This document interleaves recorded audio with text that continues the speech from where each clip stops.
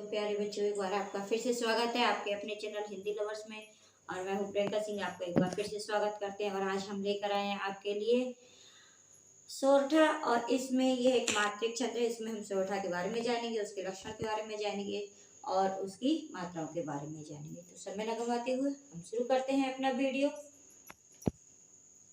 सोरठा यह एक अर्ध सम्मात्रिक छंद है। जिस प्रकार से बेटा दोहा हमारा अर्ध सम्मात्रिक छंद होता है, उसी प्रकार से सोरठा भी हमारा अर्ध सम्मात्रिक छंद है। तो इसमें 4 चरण होते हैं, जैसे दोहे में होते हैं, बिल्कुल सेम वैसे ही होता है। इसमें पहले और तीसरे चरण में जो विषम चरण है उसमें हमारी 11 मात्राएं होती हैं, तथा दूसरे और चौथे चरण में 13 मात्राएं होती हैं। जो दूसरा और चौथा चरण है वो हमारा समचरण होता है। इसमें 13 मात्राएं होंगी। यह दोहे का उल्टा होगा। जो हमारा सोरठा होता है वो दोहे का उल्टा हो जाता है। सारी चीजें दोहे की तरह ही रहती हैं। इसमें चरण भी 4 ही होते हैं, ये इसमें पंक्तियां भी 2 होती हैं, लेकिन इसमें जो मात्राएं हैं वो उलट जाती हैं। जो यहाँ पे दोहे में हमारी 13 मात्रा थी, वहां पे सोरठे में हमारी 11 मात्राएं हो जाती हैं। और जहां हमारी दोहे में 11 मात्राएं थी, अब वहां सोरठा होने पर वहां पर हमारी 13 मात्राएं हो जाएंगी।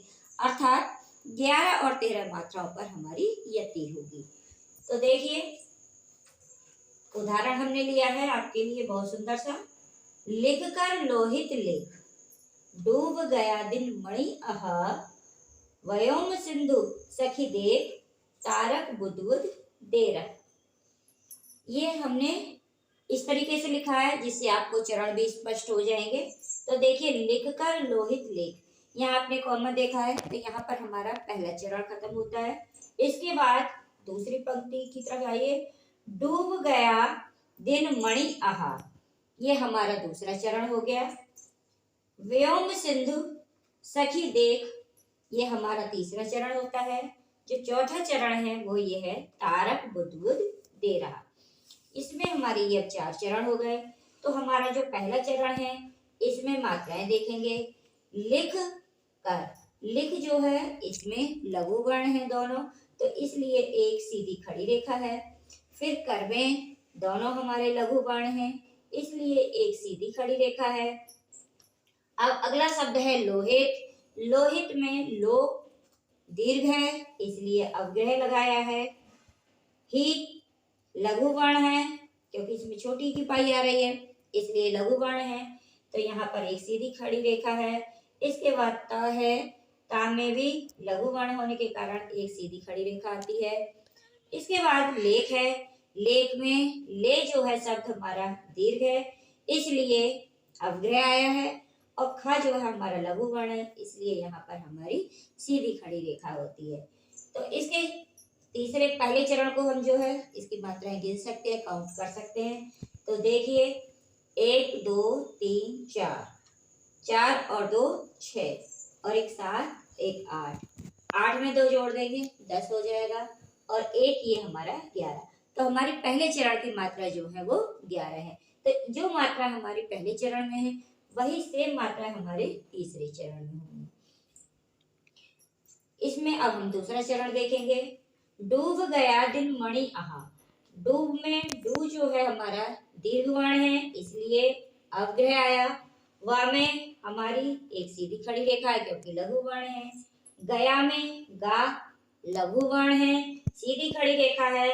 और या में जो हमारा या है वो दीर्घ वर्ण है, इसलिए अवग्रह आया। दिनमणि, दिनमणि में सभी वर्ण जो है हमारे लघु हैं, इसलिए प्रत्येक वर्ण के लिए एक एक सीधी खड़ी रेखा होगी।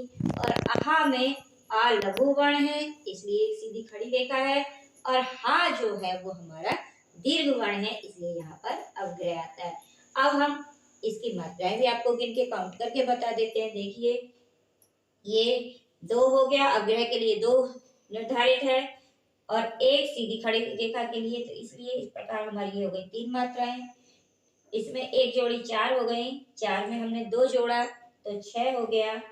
6 में हमने 4 जोड़ा, देखो 1 2 3 4, 6 में जब 4 जोड़ा तो 10 हो गया। 10 में हमने 1 जोड़ा तो ये 11 हो गया, और 11 में जब हमने ये 2 जोड़ा तो ये 13 हो गई।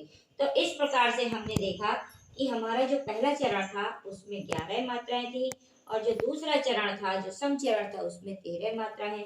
इसी प्रकार से आप नीचे की मात्राएं भी लगा सकते हैं और काउंट करके भी आप देख सकते हैं। इस प्रकार से हम ये निर्धारित कर सकते हैं पहले और दूसरे चरण के आधार पर, जहाँ पर हमारी 11 और 13 मात्राओं पर यति हो रही है, तो हम इस मात्राओं के आधार पर बता सकते हैं कि निम्नलिखित छंद हमारा सुर उठा है। धन्यवाद।